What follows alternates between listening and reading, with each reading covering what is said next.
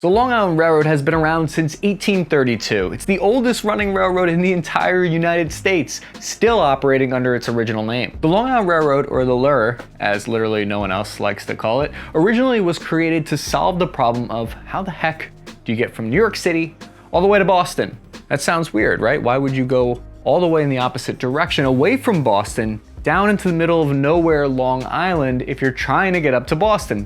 Because ferries. You could take a steamboat from Greenpoint to Connecticut, where you could then go to Boston.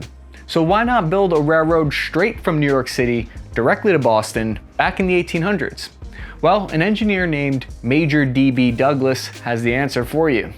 If that isn't an 1800s name, then I don't know what is. If I was gonna start up an engineering project back then, this is the dude that I would want in charge of everything. He was a part of the Lewis-class expedition in 1820, where he was one of the first Americans to scout out Lake Superior. He went to West Point and was the distinguished veteran of the War of 1812, where he kicked ass in a few battles as a first lieutenant. So Major Douglas figured that the idea of straight up just laying track between New York City and Boston was impossible at the time.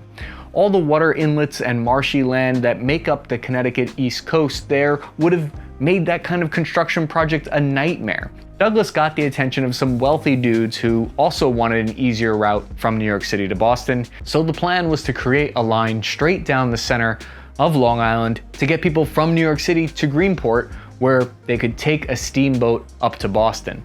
The railway wasn't meant to serve commuters or Long Islanders at the time, so in 1836, the Long Island Railroad opened up as they continued construction towards Greenpoint.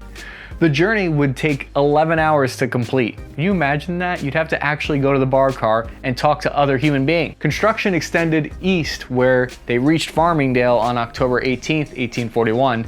Then Deer Park was reached in 1842, and finally Greenpoint in 1844, making the trip in 3.5 hours from the city to that end of Long Island where you could catch the steamboat. In 1848, the New Haven Railroad was actually able to build across the terrain that Major Douglas thought was impassable, and this pretty much made the Long Island Railroad obsolete overnight, because then people could travel straight from New York City to Boston over that land route. The locals living on Long Island had to ride on horse for about 6 hours to get to the nearest train stations, so the Long Island Railroad was completely useless to people on Long Island at the time.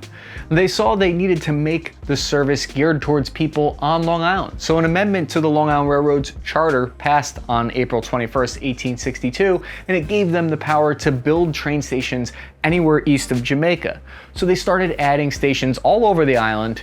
That is the story of the beginning of the Long Island Railroad. If you like these kind of history videos, please like this video. I make them all the time. And remember to subscribe to the channel so that we can see each other again.